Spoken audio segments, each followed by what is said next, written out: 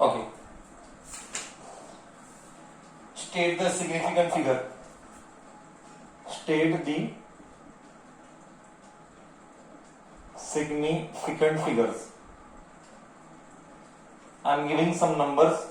You try it out. First one, 0.009 meter square. Second one, 5.049 Newton per meter square. Third one,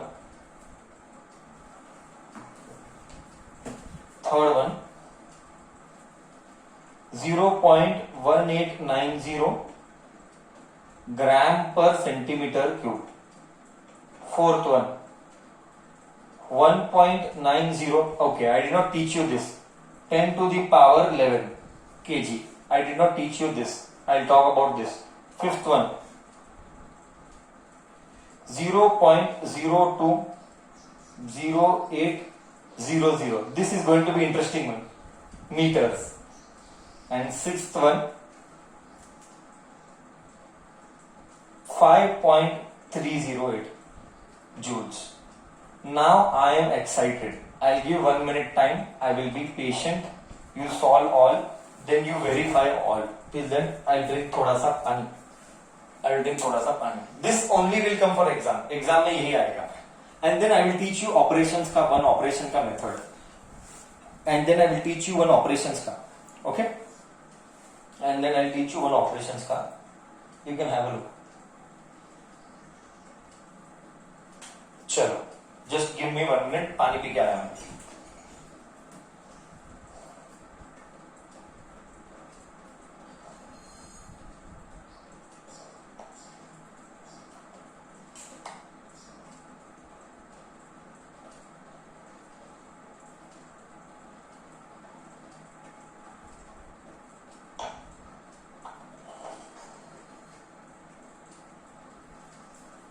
Okay, I'm back. Fine. So, answers are ready. First one, बोलो. First one significant figure क्या है? First one का answer is 1. Correct. अब बोल. Second one का answer क्या है? Second one का answer क्या है? Second one का answer 4 है. Very good. बहुत अच्छे. Now this gives confidence that you can do it. Third one very simple, 4 होगा. Now I am going with the fourth one. Fourth one, I am excited about fourth one. I know you don't know it, I will tell you. Okay. See, when you come to fourth one, which involves power. When you come to fourth one, which involves power, you ignore the power. You ignore the power and you write. Ignore the power, then you write what you get. Ignore the power and then you write what you get. Ignore the power and then you write what you get. Ignore the power. Very good, bacha. You get 3. Ha, I am happy. Now this is so exciting. Now I want to see what answers are put by kids on chat box or in chat box. Very good, so beautiful बच्चा. बहुत अच्छे, बहुत अच्छे. I am liking it. Very good participation. Thank you. Decimal के बाद का 0 कोई काम का नहीं है, बट उसके बाद की ये नंबर्स काम के हैं. इसके बाद का 0 कोई काम का नहीं है, ये सब काम के. 5. Very good. And sixth one is very easy. 4. So this was our significant figure. Okay, this was so simple. Rounding of concept we'll do later. Not that relevant, but last में देखेंगे टाइम परमिट किया तो. School college वाले तो ये भी नहीं करेंगे. मैं बता रहा हूँ. तेरे को लगता है तू देख लेना भाई. जब तुम्हारा चालू होगा तो देख लेना. Okay. We have solved how many and what will they do. So last concept what we are doing here is now is significant figures for accurate measurement for arithmetic operations. So may I rub the board? I think so. I should rub the board. You might have copied, है ना? And then we'll take one NCERT level problem. Other than this, no coverage. बस हो गया, इतना units and dimension में हमने time डाला है। चलो, so we will write heading as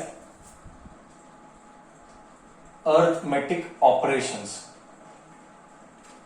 arithmetic operations for significant figures. Okay, rules are very simple. Rules are damn simple. I'll give example also. Rules are very simple. In addition and subtraction, the final answer should be reported to the same decimal places as that of the original with minimum decimals. For addition and subtraction,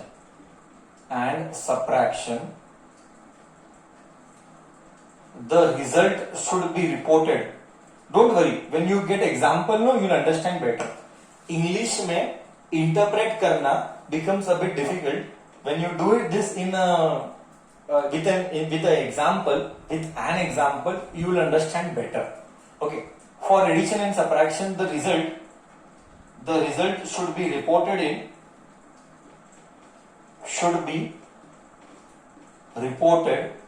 I'll give an example, okay?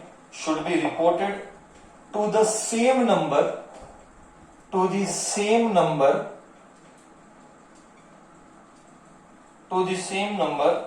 of decimal places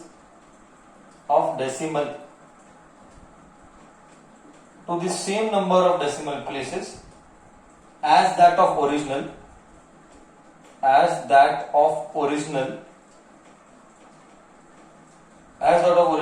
with minimum number of decimal places, with minimum number of decimal places.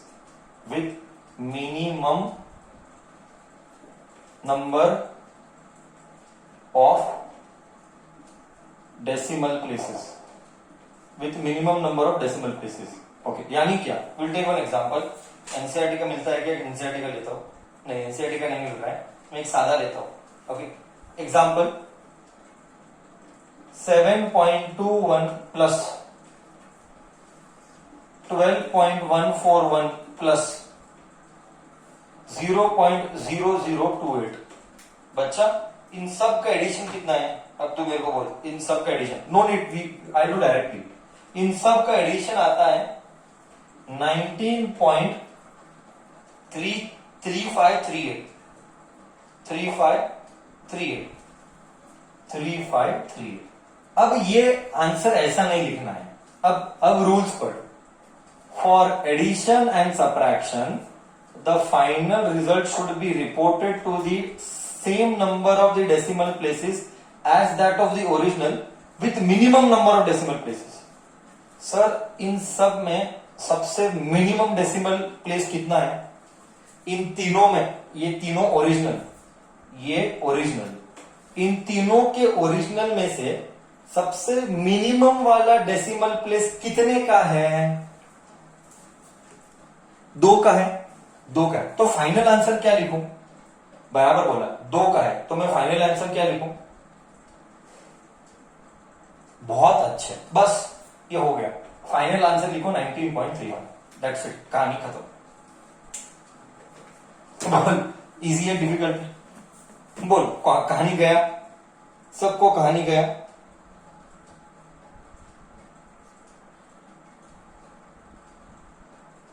सबको कहानी गया? हो गया। अब next किसका rules आएगा? बस इतना ही है और कुछ नहीं है। दैट्स इट, दैट्स इट बच्चा, दैट्स इट। ओके, नेक्स्ट कहानी किसका आएगा? Multiplication and division. So let us see multiplication and division and then we will do one NCERT problem. NCERT का एक प्रॉब्लम है, उसमें हम देखेंगे। हाँ, सो अर्थमेटिक ऑपरेशंस में से addition and subtraction done. Next is multiplication and division. Second, multiplication and division. मैं तेरे को अभी भी रिपीट कर रहा हूं, क्या ये इतना इंपॉर्टेंट है? पूरे यूनिट्स एंड डायमेंशन से ये सबसे कम इंपॉर्टेंट है, ज्यादा कभी आएगा नहीं है। सबसे इंपॉर्टेंट क्या मैंने बोला था? यूनिट्स एंड डायमेंशन में सबसे इंपॉर्टेंट क्या है? सबसे important rule number 1 MLT. Rule number 2 सबसे इंपॉर्टेंट क्या है? Percentage error. ये दो चीज ही यूनिट्स एंड डायमेंशन के लाइफ है, एक एमएलटी, एक परसेंटेज एरर। इसी के ऊपर हमको ज्यादा स्ट्रेस करना है। और तुझे ये आइडिया भी आया होगा, हमने यही ज्यादा किया है। हमने एरर किया है, एरर के प्रॉब्लम्स किए हैं, और हमने एमएलटी बहुत किए हैं नहीं किए बच्चा? करेक्ट हूं मैं? ये दो चीज को ही प्रायोरिटी देना है हमको, ये दो चीज को ही प्रायोरिटी देना है, बाकी चीजों को लीस्ट प्रायोरिटी देना है। ओके, बाकी चीजों को लीस्ट प्रायोरिटी देना है हमको। ओके, वो भी क्यों? अरे भाई फाइनल एग्जाम में इसका अलोकेशन मार्क 3 ही है। इतना सब किया, फाइनल एग्जाम में कितने मार्क आएंगे? सिर्फ 3 मार्क आएंगे। इस चैप्टर में से सिर्फ 3 मार्क आएगा फाइनल एग्जाम में। तो इसको हम प्रायोरिटी में नहीं डालेंगे, यह one of the least priority है। ओके, चलो नाउ वी कंटिन्यू आगे। ये हमारा चैप्टर नंबर 2 है, ठीक है। चैप्टर नंबर 1 फिजिकल वर्ल्ड, कुछ नहीं है उसमें। हम फिजिकल वर्ल्ड चैप्टर नंबर 1 नहीं किए हैं, वो लीस्ट इंटरेस्टेड चैप्टर है। ये साल तो उन्होंने डिलीट ही कर दिया था, और कुछ नहीं है। 3 क्वेश्चन करना, वो लास्ट में, पूरे साल के लास्ट में हम करेंगे। 1 मार्क आने वाला है उसमें से, उसके पीछे कौन सिखाए टाइम वेस्ट करना। नेक्स्ट, मैं अभी भी रिपीट कर रहा हूं, नेक्स्ट जो चालू होगा, straight line, plane, laws, work power energy, पूरा 9th स्टैंडर्ड है, पूरा का पूरा 9th स्टैंडर्ड है। स्ट्रेट लाइन मतलब motion in one direction. Motion second, next third chapter is straight line. First chapter मैंने उड़ाया, सेकंड चैप्टर किया, खत्म किया। Third chapter motion in straight line, life of physics, पूरा सेकेंड ईयर इसके ऊपर टिका हुआ है, पूरा सेकेंड ईयर इसके ऊपर, 12th इसके ऊपर टिका हुआ है। Next, motion in a plane, plane यानी एक्स एक्सिस में भी, वाई एक्सिस में भी। बॉस स्ट्रेट लाइन से भी इंपॉर्टेंट प्लेन है, मतलब प्लेन के अंदर आता है वेक्टर। मतलब मैं क्या बोलूं, वेक्टर मेरी जान है, वेक्टर के बिना फिजिक्स नहीं है। मैं बोला स्ट्रेट लाइन नहीं आएगा तो 12th नहीं आएगा, मोशन इन अ प्लेन नहीं आएगा तो फिजिक्स ही नहीं आएगा, फिजिक्स ही नहीं आएगा बॉस, फिजिक्स ही नहीं आएगा। भूल जा सेकेंड ईयर भी, फर्स्ट और सेकेंड ईयर सब डूबा। तो 4th chapter plane, 5th chapter laws of motion, उसमें फ्रिक्शन आएंगे। अरे मतलब क्या इंपॉर्टेंट है। 6th chapter work power energy. ये 6 चैप्टर में से फर्स्ट ठीक है, सेकंड डायमेंशन तो आने चाहिए। मैंने बोला था बिना डायमेंशन कोई भी 11th 12th के चैप्टर नहीं बनेंगे, तो डायमेंशन तो आना जरूरी है। स्ट्रेट लाइन, लाइफ, प्लेन, उसके ऊपर का लाइफ, फिर लॉज ऑफ फ्रिक्शन एक ही चैप्टर है, and work power energy. Boss ये पहले 6 चैप्टर करने के लिए ही जो टाइम जाएगा वो बहुत बड़ा है मेरे हिसाब से। पहले 6 चैप्टर करते करते ही we will be spending around, मोटा मोटी मई है ना, अगस्त जाएगा, अगस्त तक जाएगा। ये क्यों? यही लाइफ है। फिजिक्स में टिकना है तो पहले 6 चैप्टर में टिकना है, पहला तो वेस्ट है। अगस्त तक जाएगा, अगस्त या सितंबर भी जा सकता है, इतना इंपॉर्टेंट है, इतने। और तू इमेजिन कर इस सिचुएशन के हिसाब से कॉलेज कब चालू होगा, when they will do, when they will start, how deep they will go, everything is question mark sir, everything is question mark. Then you expect, then tell me truthfully, you expect from the college authorities that they will do this much deep and they will give you, कि इतना deep में वो लोगों के पास time है ये सब कराने के लिए? Practically you tell, reality you tell, practically. Then how will they touch, then when will they touch competitive, when will they touch competitive, कब होगा, कैसे होगा? It's all question mark only ना बच्चा। So it is a problem. See गलती college वालों की नहीं है, मैं किसी को ब्लेम नहीं कर रहा हूं। Point is not of blaming anyone, point is उनकी भी मजबूरी है, उनकी भी ये मजबूरी है कि टाइम नहीं है, क्योंकि सिस्टम उतना ही टाइम देता है। प्रॉब्लम है कि सिस्टम उतना ही टाइम देता है। इसीलिए मैं बोलता हूं हर बच्चे को हो सके तो 10th में ही ये कर ले, और 12th का सिलेबस नेक्स्ट वीक से स्टार्ट हो रहा है। 12th का सिलेबस नेक्स्ट वीक से स्टार्ट हो रहा है। ओके, तो मैं चाहता हूं मैक्सिमम बच्चे 12th का सिलेबस अटेंड करें, क्योंकि फर्स्ट चैप्टर जो मैं कराऊंगा इलेक्ट्रोस्टैटिक्स है, उसमें तू 9th में पढ़ता है, तू 10th में पढ़ता है, तू 11th में पढ़ता है, कोई फर्क पड़ता नहीं है। तू कौन से भी पढ़ता है, हमको कोई फर्क पड़ता नहीं है। वो अलग दुनिया है, वो दुनिया ही नहीं है। इलेक्ट्रोस्टैटिक्स, इलेक्ट्रिक के बारे में बात करते हैं, ओके, दुनिया ही नहीं है, सबके लिए नया होगा। जो 12th बच्चा पढ़ेगा उसके लिए भी फर्स्ट टाइम पढ़ता होगा, जो 11th वाला बच्चा है वो भी पहली बार पढ़ेगा, जो 10th वाला वो भी पहली बार, 9th वाला वो भी पहली बार। तो मैं चाहता हूँ जब कॉलेज का क्लासेस मंडे से स्टार्ट होगा 12th का, मैं चाहता हूँ तू अटेंड कर, फिजिक्स अटेंड कर, तो 12th का भी कर। हाँ, बहुत टाइम बचेगा। मुझे लास्ट टाइम में बोला था, हमारे थोड़े बच्चे उनका 11th 12th हो गया है, उनका पूरा फिजिक्स खत्म हो चुका है, अब वो 11th के एग्जाम भी नहीं लिखे हैं, 11th के एग्जाम भी नहीं लिखे, उनका 11th 12th हो गया फिजिक्स, अब वो सिर्फ कॉम्पिटेटिव कर रहे हैं। तो तू वो उन्होंने क्या किया, उन्होंने लास्ट ईयर 10th में ही 11th और 11th में ही 12th सब अटेंड करके खत्म कर दिया था, उन्होंने एक्स्ट्रा नेक्स्ट 12th के लिए कुछ रखा नहीं था। तो मैं मन से चाहता हूँ कि तुम 12th का भी क्लासेस नेक्स्ट वीक से जो स्टार्ट हो रहा है वो अटेंड करें, ठीक है। तो ये था थोड़ा सा ओवरव्यू, क्या क्या हमारे प्लान्स चल रहे हैं। Okay, multiplication and division. In multiply, the final result should be reported to the same significant figure as that of origin with the same. So same rules, same rule है। मैं पूरा कहानी नहीं लिखूंगा, same rule as addition, मैं पूरा कहानी नहीं लिखूंगा, same rule as addition है। अभी we'll take one problem. By the way, बच्चा प्रॉब्लम नंबर क्या था? By the way, problem number क्या था? Problem number 59। Problem number 59। Motion in straight line में मजा आएगा, जो मजा स्ट्रेट लाइन में आएगा वो आने वाले चैप्टर में आते जाएगा, मजा नेक्स्ट चैप्टर से स्टार्ट होता है। So will take one NCERT problem, a cube of side, NCERT मतलब textbook problem. A cube of side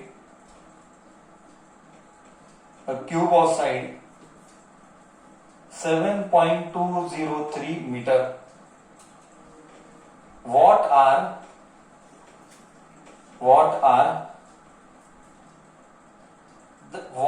the total surface area and volume? What are बोला, ठीक है। What are TSA and volume? You are allowed to use calculator. No problem. So calculator क्या बोलेगा? TSA 6A cube, sorry 6 into 7.203 का square, ये आ रहा है 7.203 का square multiplied by 6। I am getting 311.299254। अब आंसर तो ऐसे लिखेगा क्या? Metre square. अब तो आंसर किस में लिखेगा तू मेरे को वो बोल, एक मिनट, मैंने रूल्स में, in multiplication division the final result should be reported the same number of significant figure as that of the original with minimum significant. Okay, not decimal. Okay, I repeat, same rule में नहीं, same as original, decimal नहीं, original significant figure, decimal नहीं, original significant figure, उतना ही answer आना है। What is original significant figure? Tell me बच्चा, what is original significant figure? What is original significant figure of the given question? What is the original significant figure of the question? 4. Very good. 4. It is 4. 7.203. 4.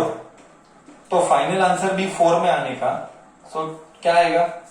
3.111129 मतलब approximate 3, rounding off.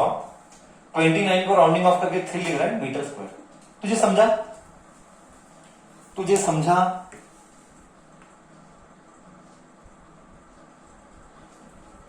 Rounding off किया, 29 का 3 किया,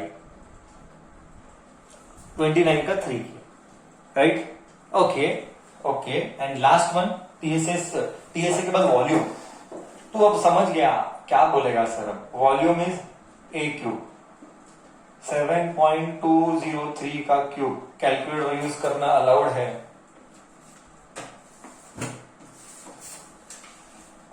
7.203 का cube मुझे आ रहा है 373.7। आगे लिखूंगा नहीं क्या? आगे मैं लिखूंगा, आगे की कहानी लिखनी जरूरी है। अब तुझे समझा? एग्जाम में, कोई भी एग्जाम में अगर पूरे 2 साल में सर डेसिमल किधर तक लिखूं, तुझे अब समझ में आ गया डेसिमल किधर तक लिखना है। अभी आगे से 11th और 12th में कभी भी तू प्रॉब्लम्स करेगा तो तुझे डेसिमल किधर तक लिखना है तू समझ गया। यही रूल्स है, ये रूल है डेसिमल लिखने का। डन डन बच्चा, हाँ या ना? डन बच्चा, क्लियर? ओके।